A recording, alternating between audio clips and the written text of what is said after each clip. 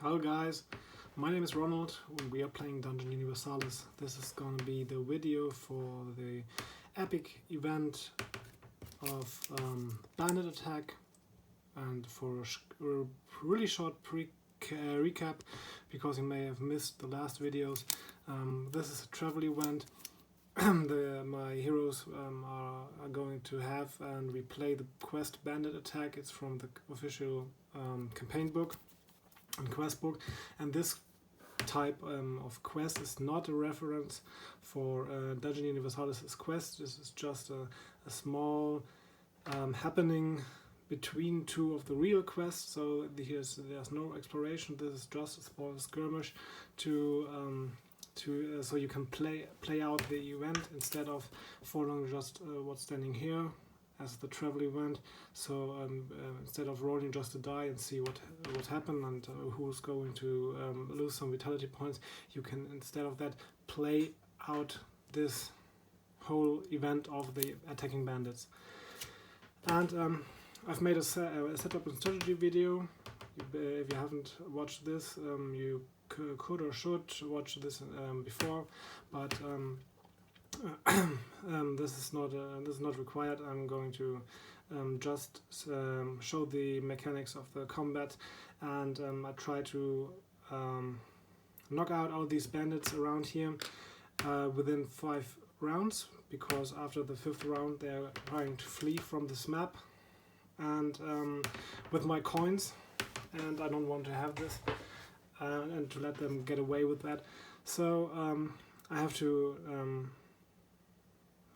wipe them out. All of them. None must be. Alright, just for a short recap, this is an assassin, a kind of small boss enemy.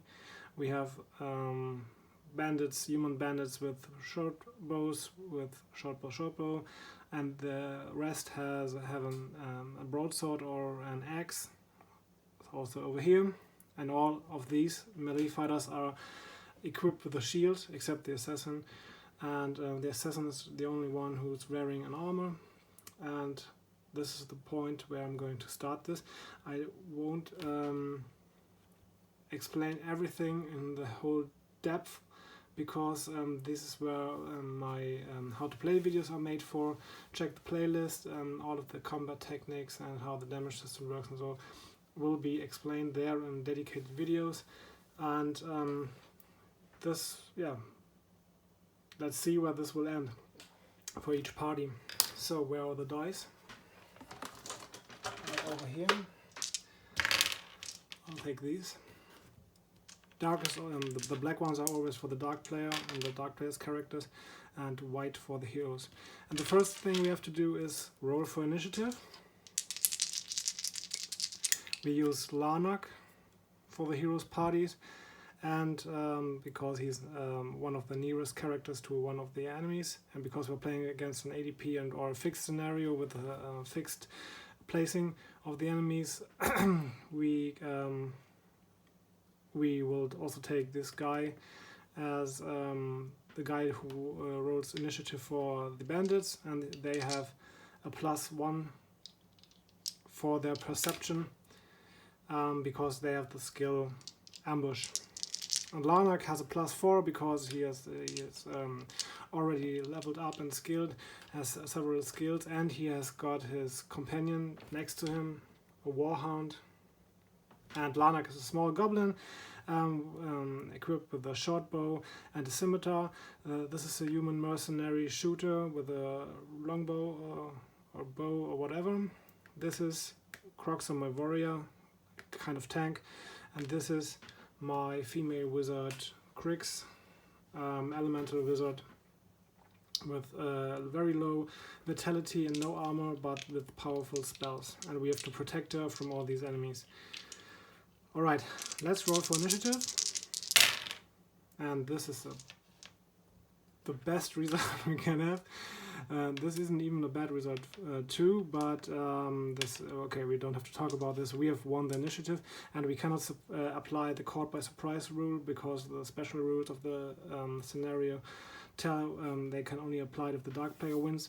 Alright, we can start, and this is absolutely this is not only great, this is quite necessary, because otherwise they all would come up to us and beat my wizard down, and I don't want to think about this. So we've won the initiative, everything's fine. Okay, first thing, I'm trying to knock out this guy here with my ranged fighters. I roll a shooting test for Larnak.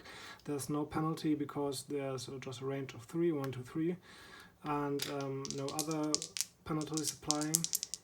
Let's see. Oh, this is going to be great. He has a combat shooting skill of 4, so I would just need a 6, but we have a 7. This means we have hit them right in the arm, the face, wherever, and we have rolled a 6, so we roll an additional die for the damage. I'll take the red ones for for dealing damage, and because they have no armor and a natural armor of 3, I just need 3 in each die to make 1 damage, and this is this is the result. So we have done two wounds and one miss. So I put some markers next to the bandit, and let's check how many vitality they have.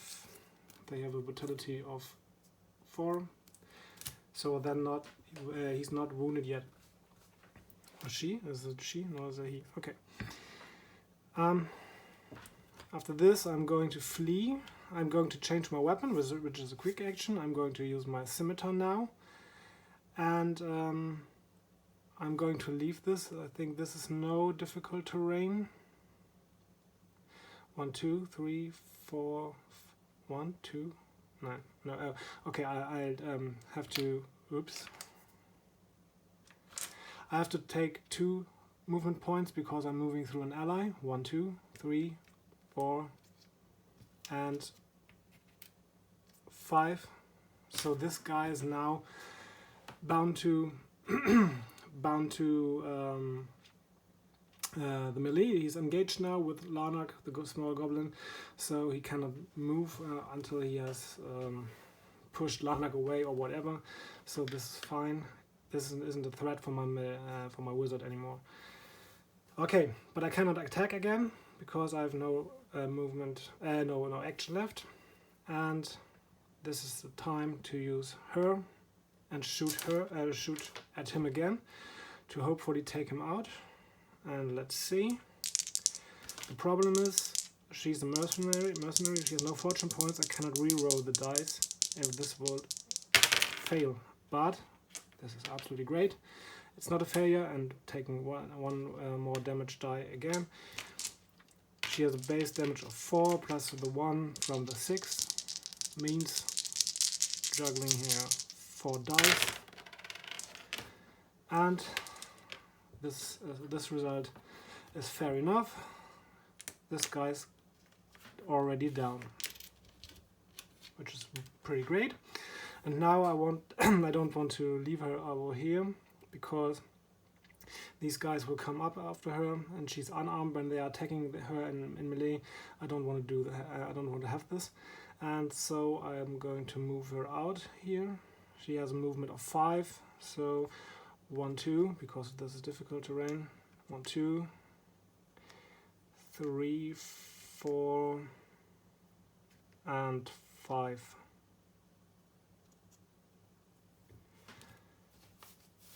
Okay, let's see who's gonna play next. I want him to bind one of these guys in melee, but I want to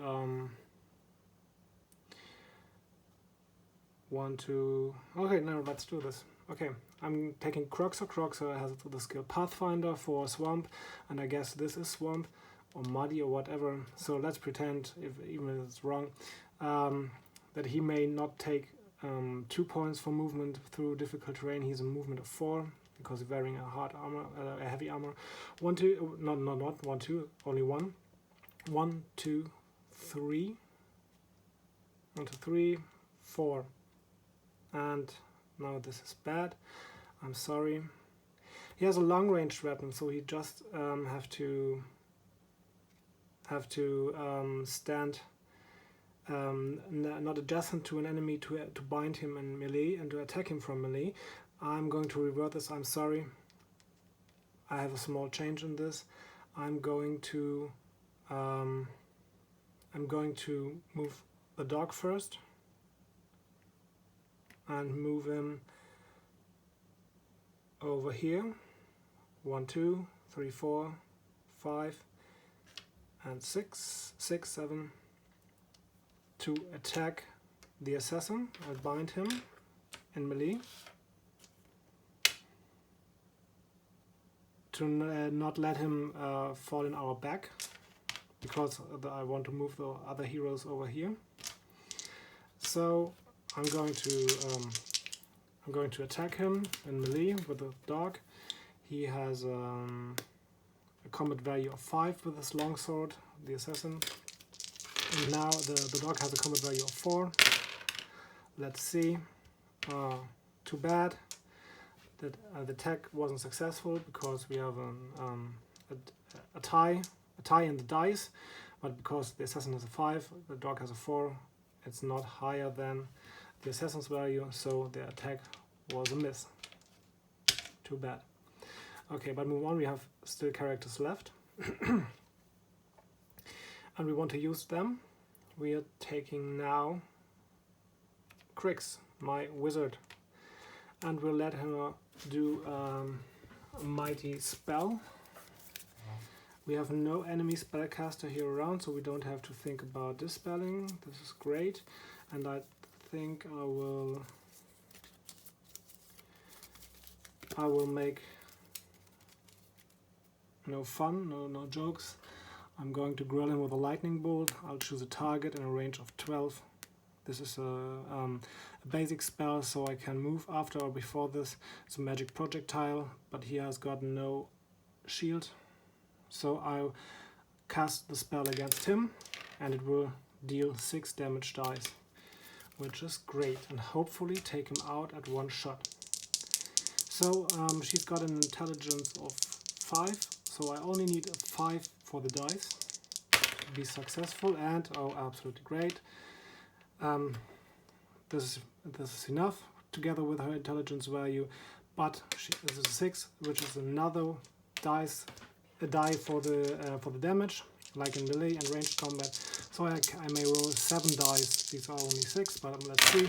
Maybe this is enough.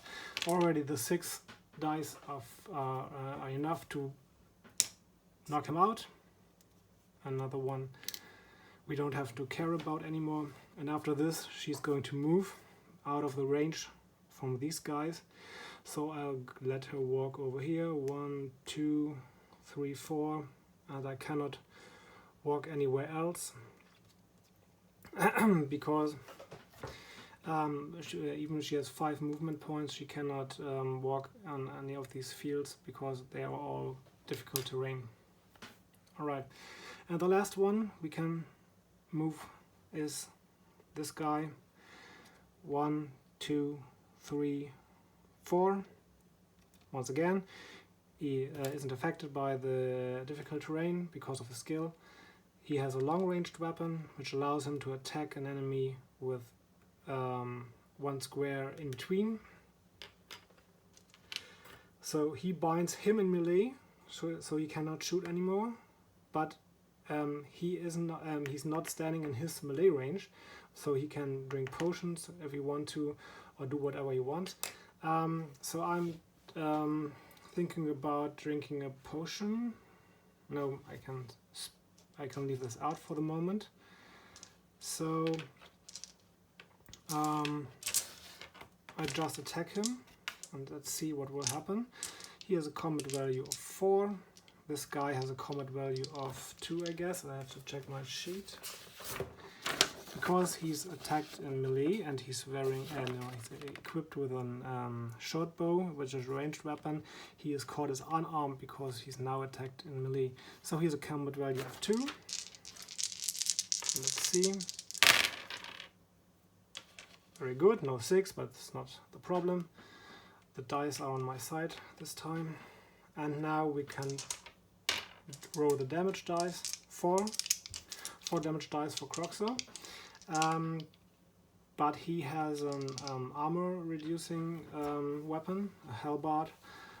So there's -1 on the armor. And this guy has an armor of 3, so I just need a result of 2 with this dice. So there's a high chance to take him out at one hit. Let's see. Oh, too bad. This is where the luck ends. He's left with 1 hit point left. And now he is wounded.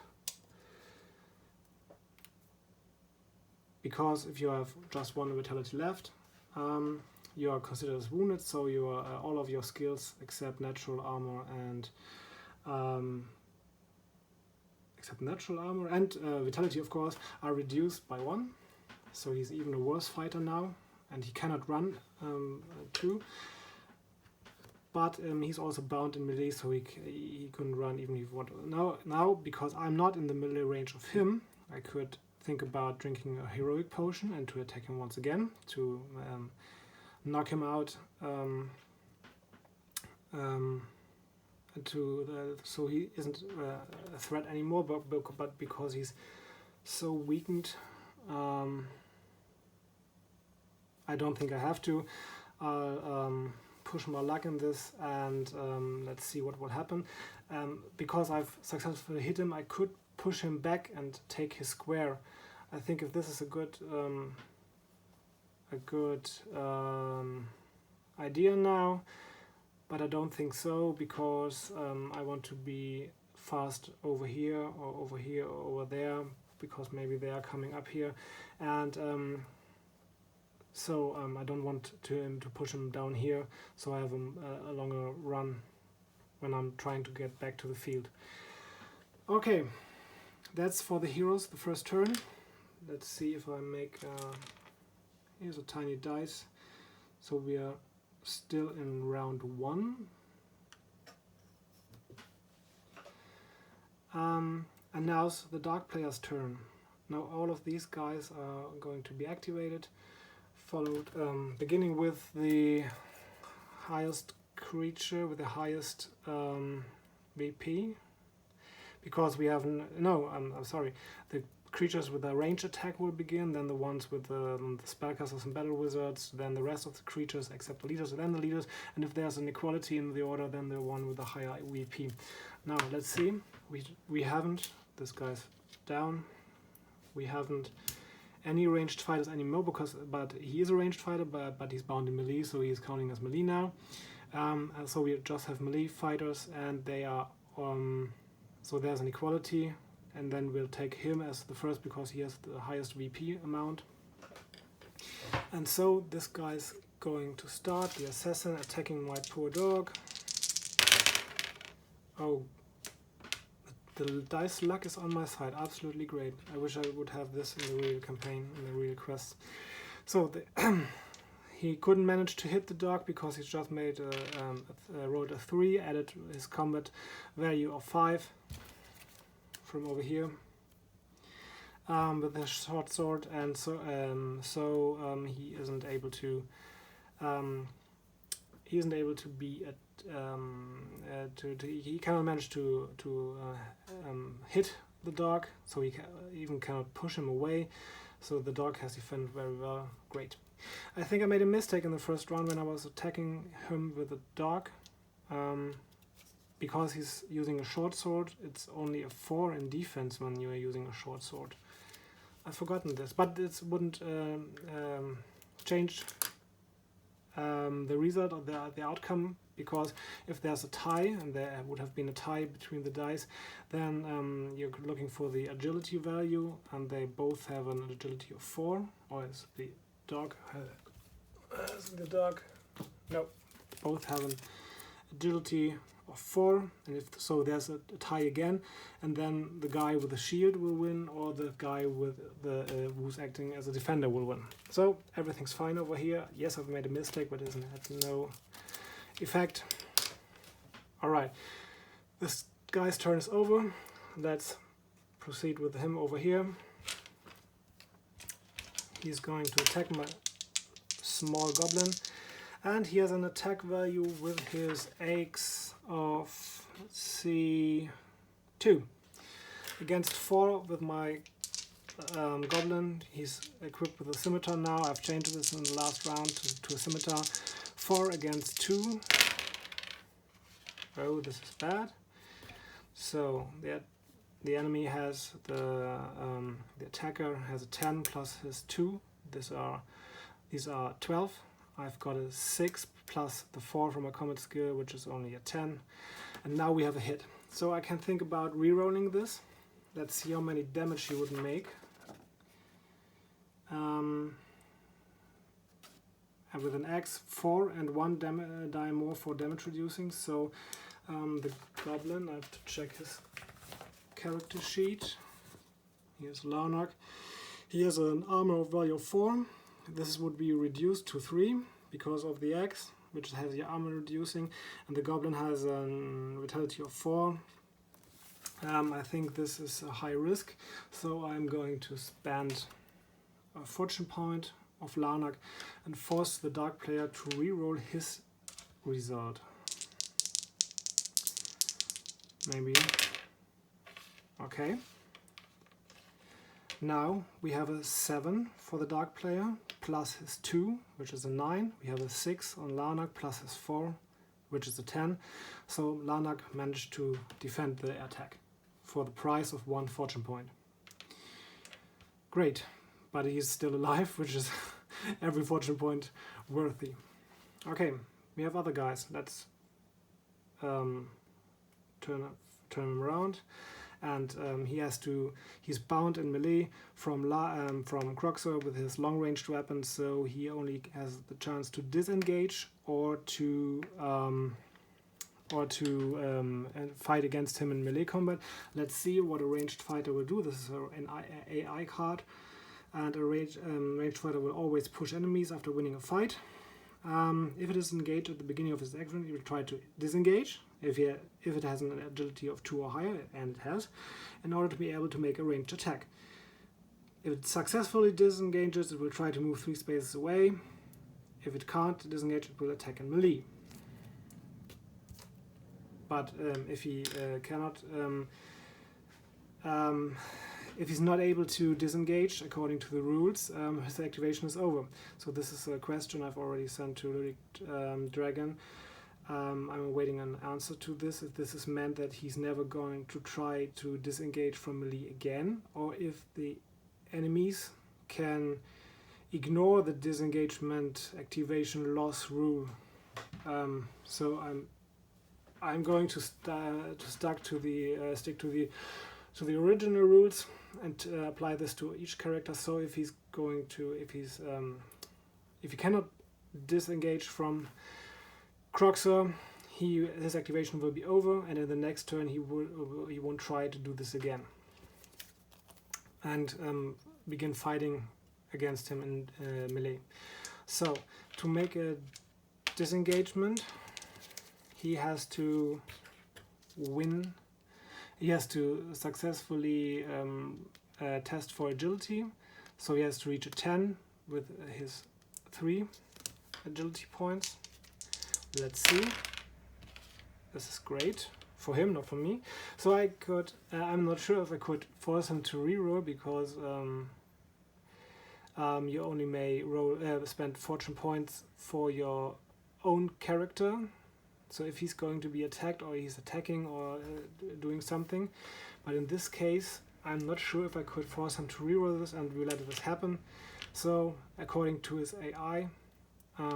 I have to think about that he's wounded. He has only an effective value of 2 in his agility, but this is still enough to pass the test.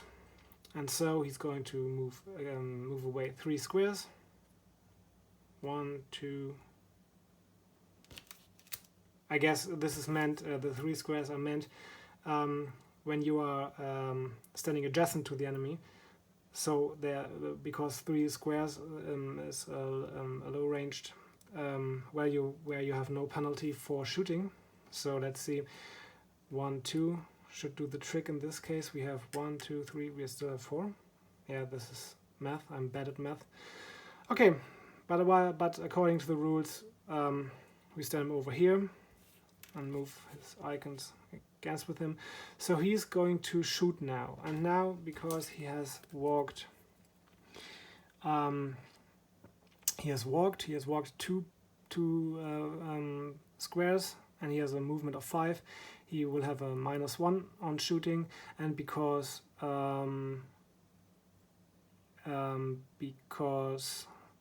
I wanted to say, well, because the distance to the target is 4 to 6 squares now, it is also a penalty of 1. So we have a -2, and the combat,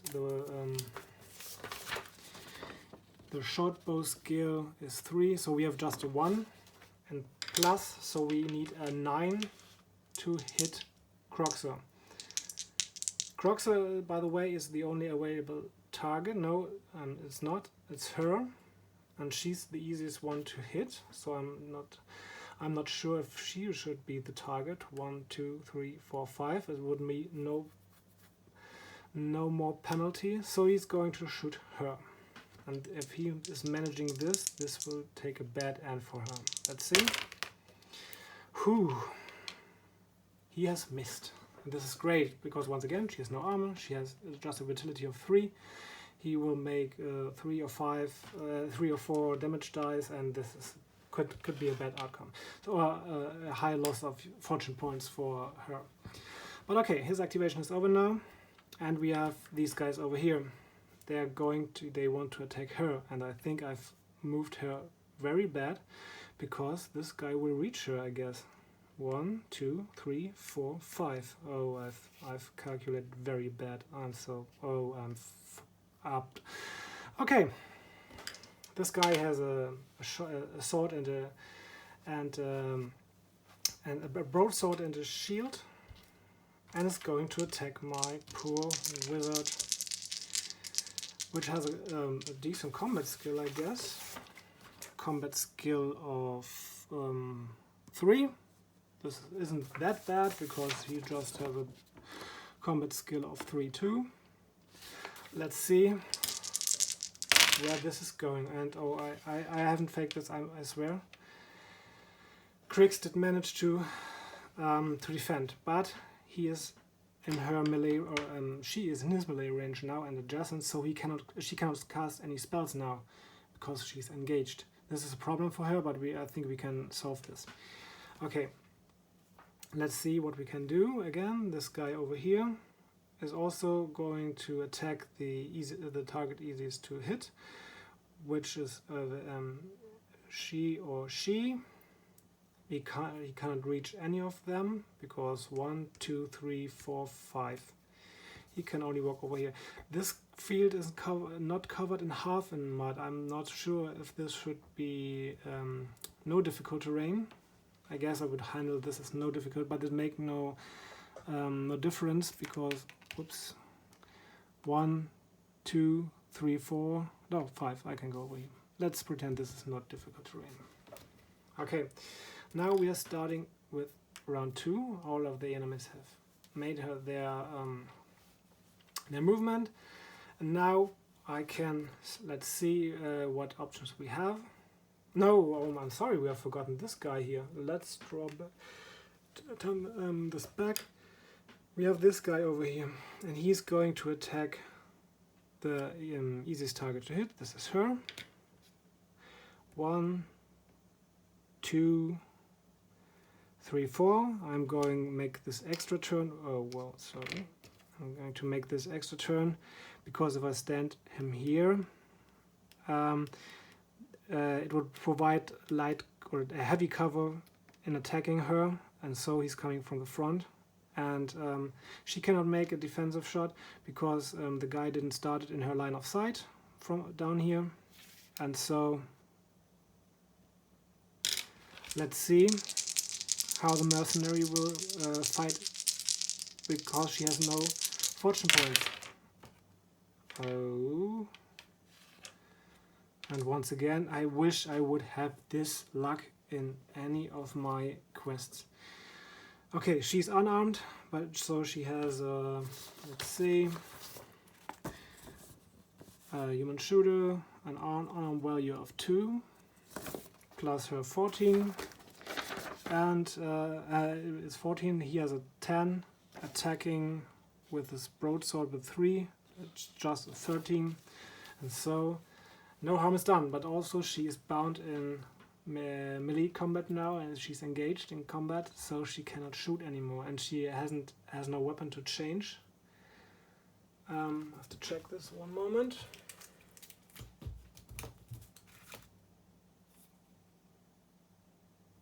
She has a dagger she could use, so let's see how this will work out and what we can do now. Okay, now we will go to round 2, and let's see what we can do. We have to pull her out of the combat to cast spells to make some real damage, and this is what I'm going to do now. We will ignore him because he's wounded at all. It's hard to attack for him, but he can shoot her in the back if he has no cover. So what we will do now is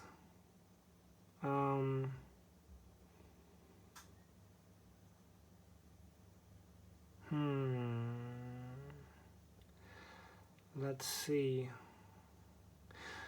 I can try to walk over here to attack him, and so she can freely move away because she isn't bound in melee anymore, because an ally is also in melee combat. She can move away and cast a spell against him, which is kind of waste because he's only one left, but it would take him out completely, so he wouldn't be a threat in the next round. I guess this is the best option at the moment. Let's see how to make this. Okay, I walk over here. 1, 2, 3. Now again, he has a long-ranged weapon, so this is now a melee position, and I'm going to attack this guy with Croxor. Whoops. He has a longsword, he has a shield. I have to take this and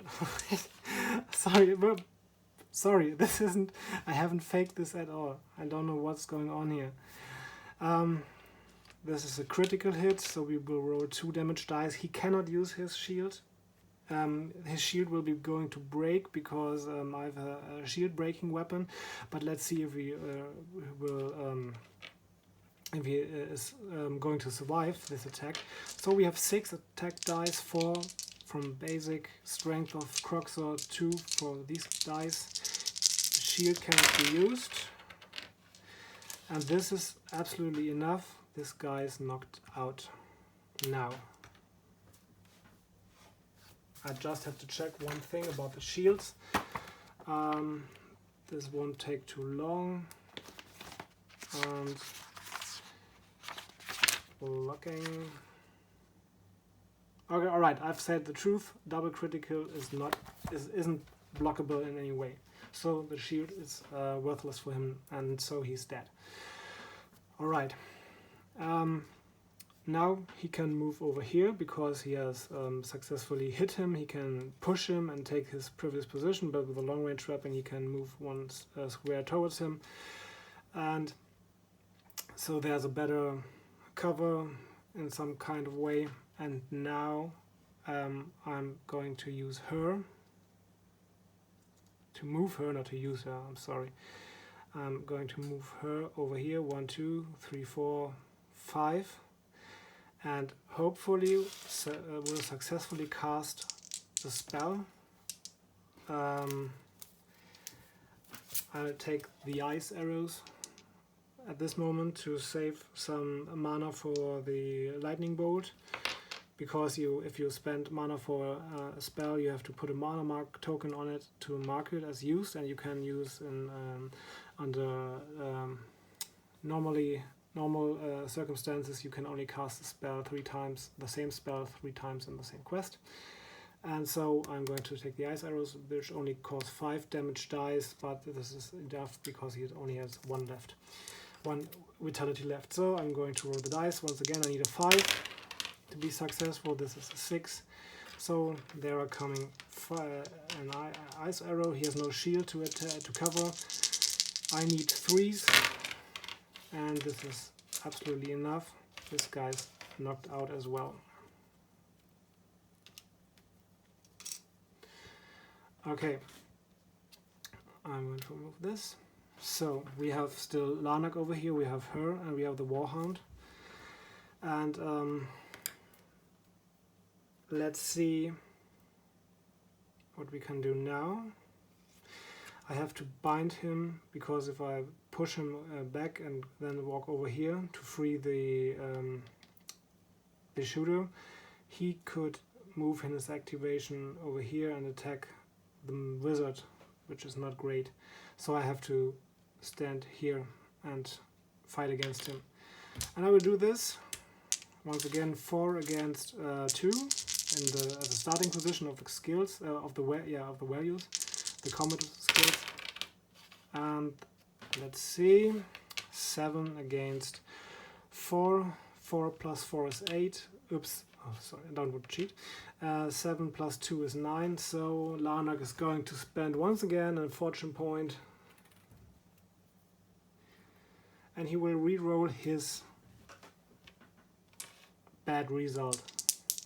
Let's see. Oh, too bad. Now the luck is gone forever, I fear. Okay, he didn't manage to hit. Everything's over. Up to there, the activation is over. I could do a quick action, but I don't want to. But because the only quick action I can do is change my weapon, and this is a bad idea.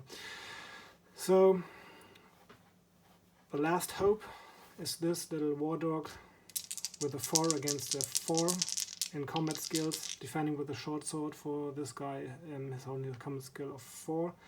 Attacking for him is 5, but now we're 4 against 4, and once again no hit for the dog. Alright.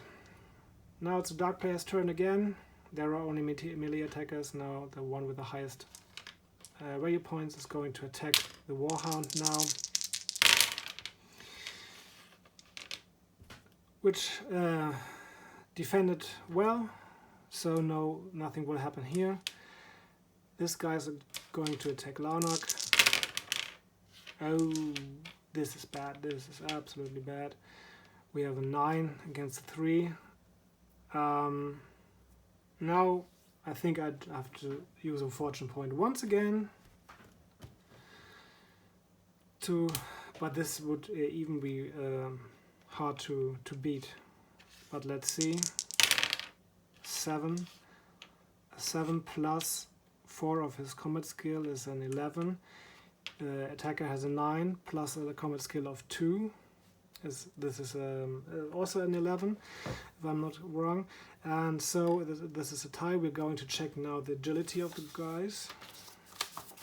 Larnak has an effective agility of 3, and the human also have a 3, so there's a tie again. And so this is for the defender. The defender will win. Woo!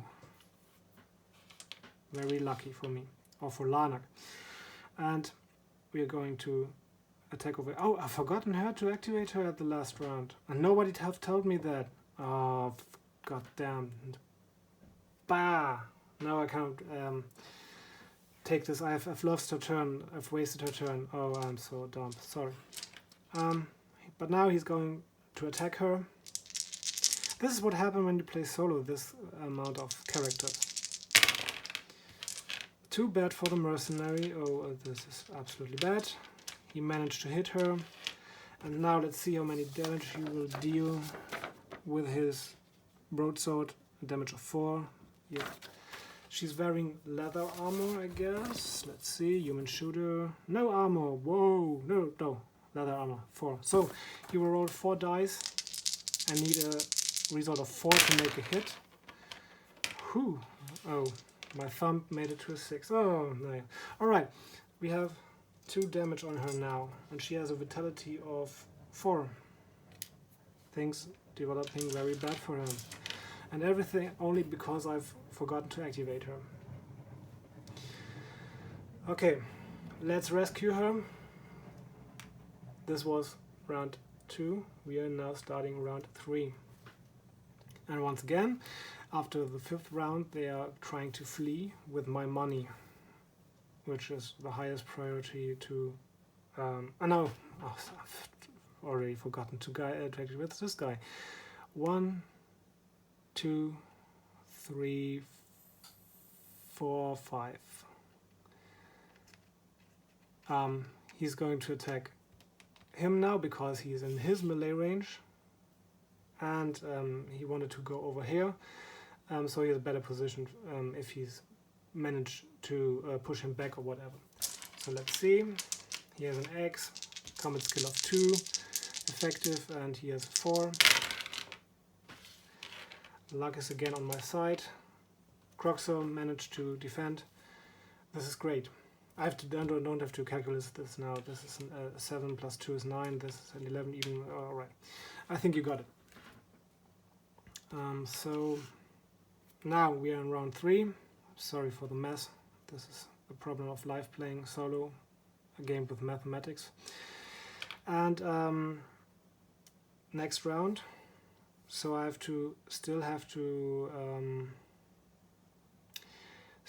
help her with this guy, and he has a shield, so he has kind of cover. And let's see, I will use her 1, 2, and use the lightning bolt again. This is a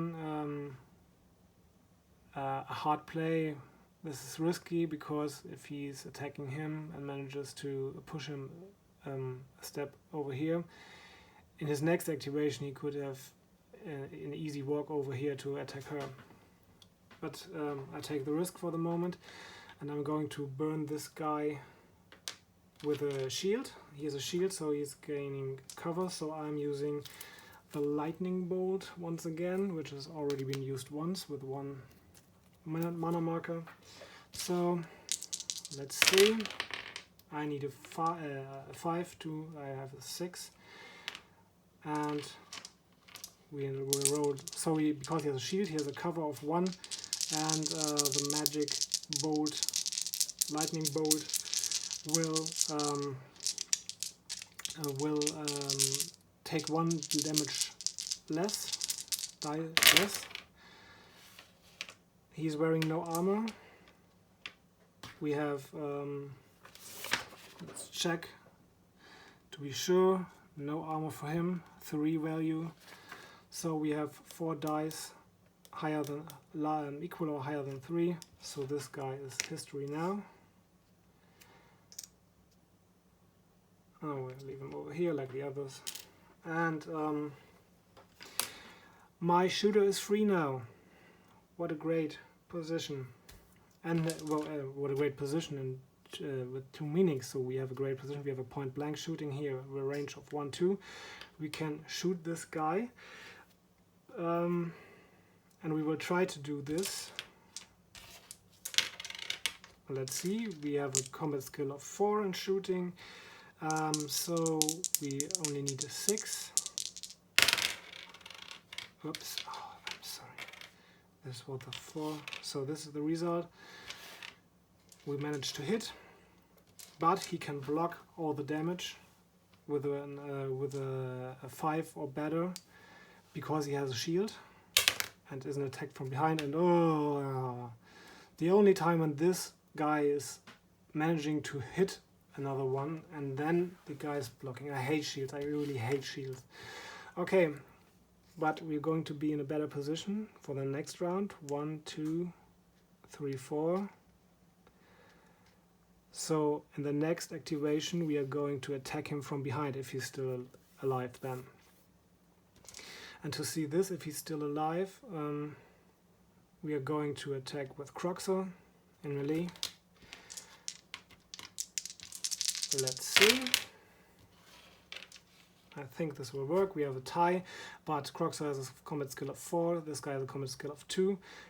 Croxer managed to hit, but once again he has a shield, but couldn't manage to use the shield because he would have needed a 5. So Croxer hit. He's got no armor. Croxer has an armor-piercing weapon, which means that he will deal. He only needs a 2 as a result instead of a 3. And okay, we can now accept this. We have made 3 damages, and this will be a wounded. Once again, all we can do, we could use a fortune point to reroll this, but I guess this isn't needed. His facing is over there, so his back is this, and I'm going to move him over here with pushing. So Croxer is getting more into the range of the distance to this guy. And so we have still Larnock and the Warhound. We are rolling for the Warhound. Let's see if he can deal some damage, and I should roll 2 dice for the enemy. Let's see. We have 4 against 4 in combat skills. 6 for the dark player, 4 for, so this is not a tie. The Warhound didn't manage to hit again, sadly. Okay, that's it. And we are rolling again for Larnock over there. This is an 8. These are 2 8s. Larnock has a better combat skill with 4 against him with 2. So Larnock managed to hit, but this guy is also wearing a shield, and now we are doing the shield roll, and I hate the shield roll, but he couldn't use the shield with a 2, so Larnock managed to hit, and he does a damage of 5, I guess, with a scimitar. Let's see. Yep, damage of 5 with the scimitar, and so we are rolling 5 dice against an armor of 3,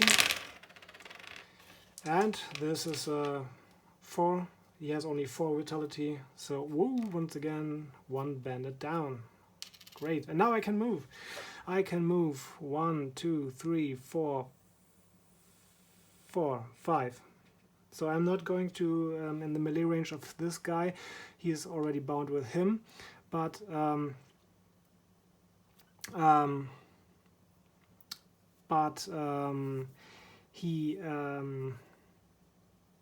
if he's going over there, this guy will attack Larnock instead of fighting against him. So I will stay out of this. I just have thought if I've played the assassin wrong the whole time, because the assassin has the skill stealth, and this allows to ignore an enemy's melee range. There are no AI rules for this, so he could have left the dog, but the dog is a target which is easy to hit, and I'm not sure if he would have moved away to seek another target. I think I have played it correctly. So the AI of him is melee fighter, and it says in melee fighter never disengages from enemies. But if he has a possibility, this isn't disengaging. The other thing is we have target selection, and the first target is priority is the enemy, mostly like to be hit. But the wizard or the fighter never was in range until now, so I think I haven't I've played it correctly to attack this Warhound.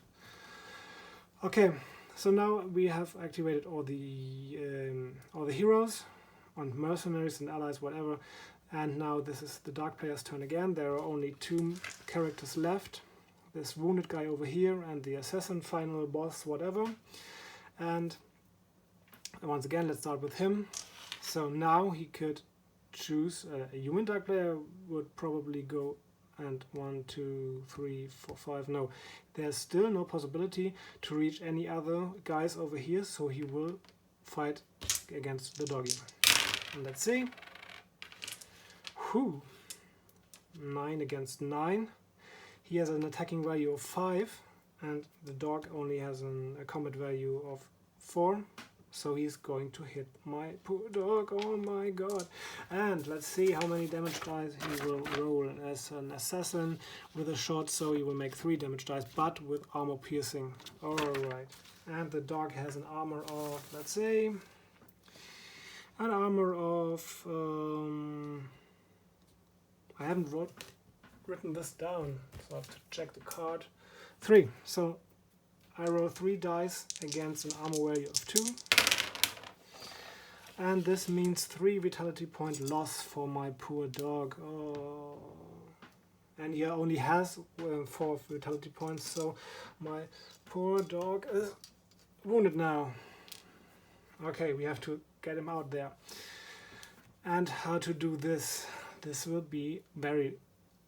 Oh, this is... Okay, you will push him and take his previous position because of the combat.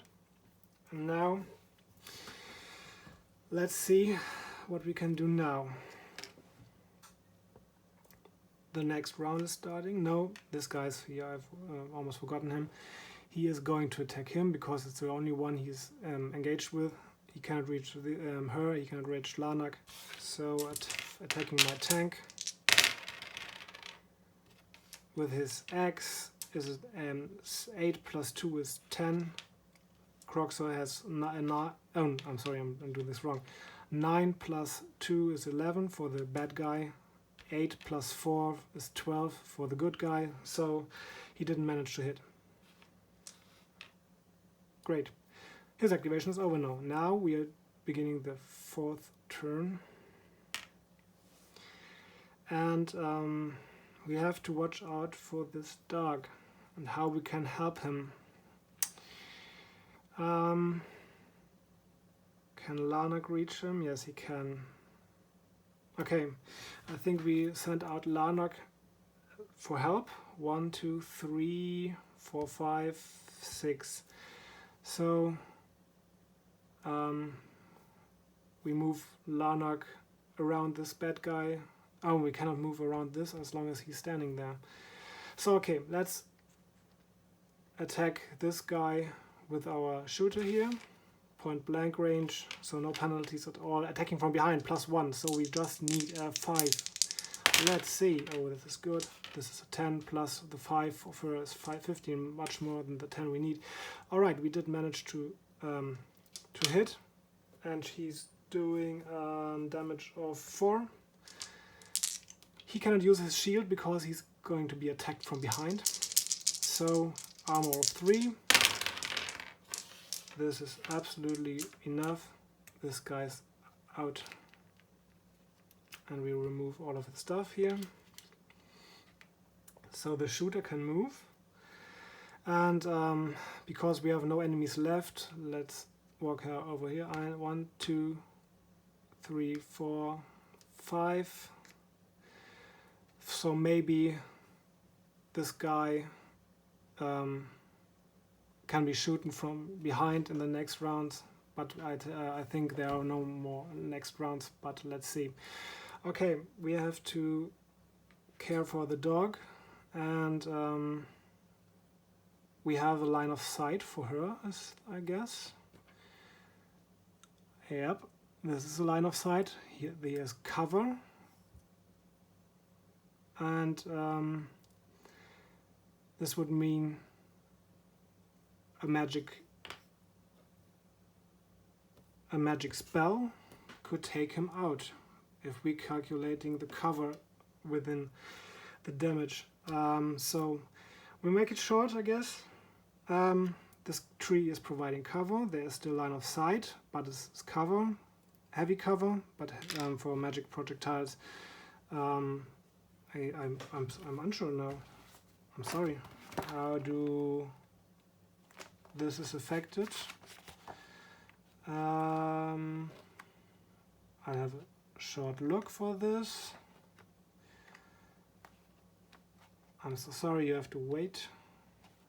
I can sing a song for you in the meanwhile. and nobody wants to that I do this. Maybe I can tell you a great story in the meanwhile, but I don't know anyone.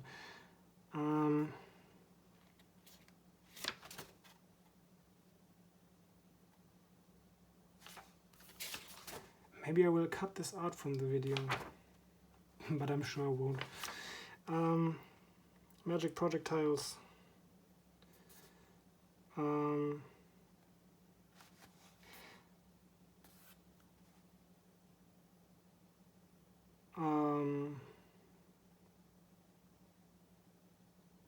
All right, I found it. I'm sorry that you had to wait. Those who benefit from heavy cover will take 2 less damage dice. Okay, so if I'm going to grill him with a lightning bolt, he would only take 4 damages, and he's wearing an armor, but not a heavy armor, and he has a vitality of 5, I guess. Assassin, no, 4.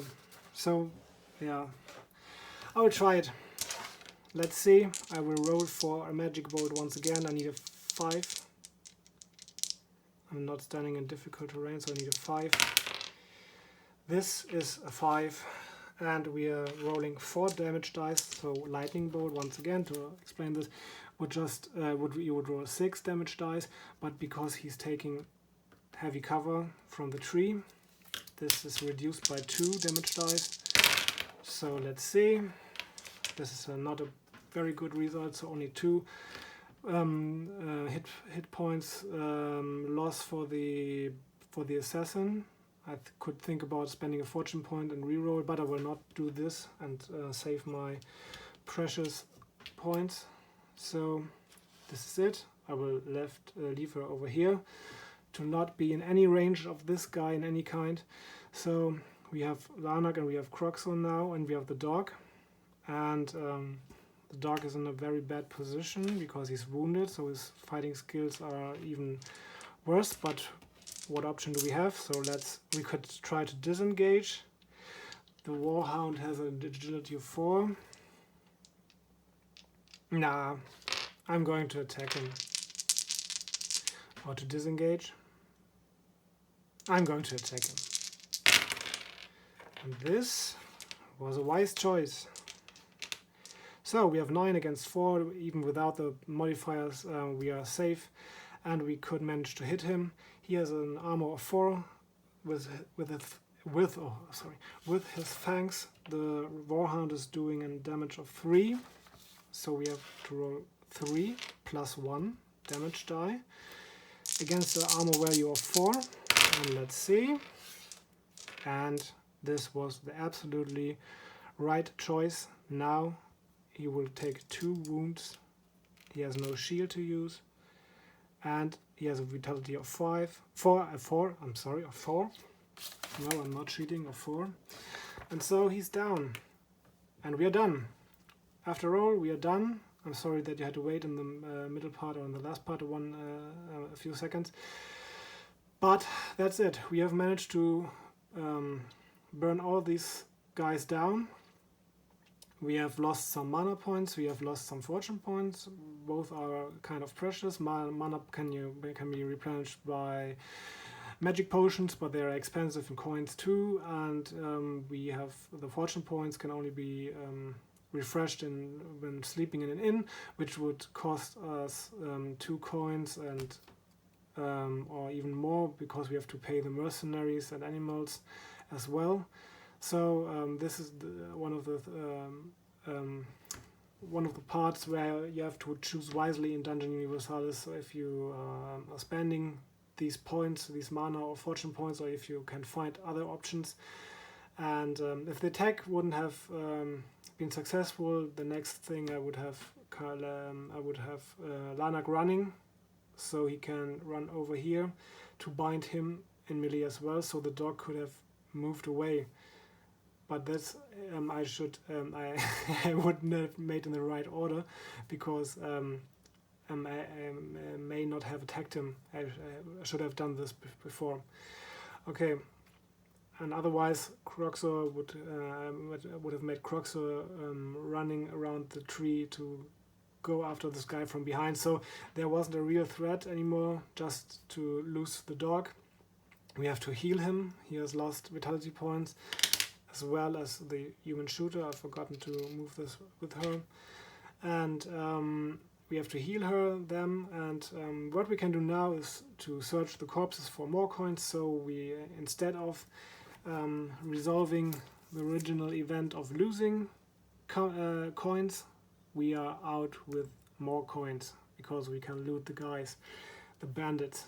But we have lost fortune points and mana points. So this is always a thing you have to weigh up, if it's better to play the event. This is absolutely more fun to play the event, in my opinion. So without telling you all this stuff around, and this would have been much quicker than the one we have. I think we have already, again, 45 or 50 minutes or something. And but this is still in the stated amount. Let's check amount of time. Yeah, 45 minutes. Okay, if you're good, you can do it in 20, depending on the enemies that are placed and how good you are. And with more wizards like her with more powerful spells, the enemies would have fallen much easier, but there would be less guys to take their melee maybe. And yes, I think you now have some kind of overview about epic events in Dungeon Universalis and thus what could happen between the real quest. Once again, if you have missed the first part of this video or the last video, this is not a reference. A reference. Oh my god!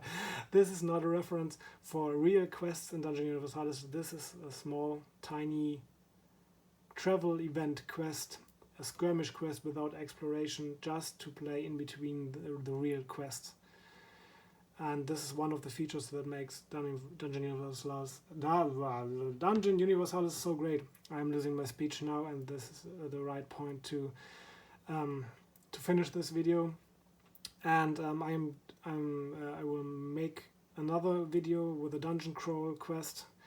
I have to check how to do the camera setup for this and how to make it. And I hope you will watch this again. And this was funny and informative for you. Please leave a comment or a rating up or down let me see if this is helpful what I'm doing. And subscribe to the channel if you want some videos again. I will do some more. And have a great day. I'm out. Bye.